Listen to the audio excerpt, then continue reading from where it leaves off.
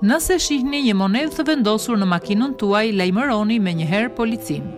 Nëse shihni një monedhë të ngjeshur si kjo në derën e makinës tuaj, veproni menjëherë.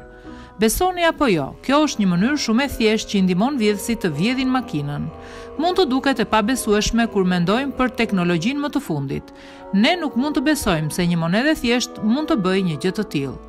Monedha vendoset në blokadë në derën e pasagjerëve, e cila në një farë mënyre e bën të pamundur bllokimin qendror, mekanizmin mbyllës, dhe makina juaj do të lihet e hapur dhe mund të bëhet një prej lehtë për ajdutët.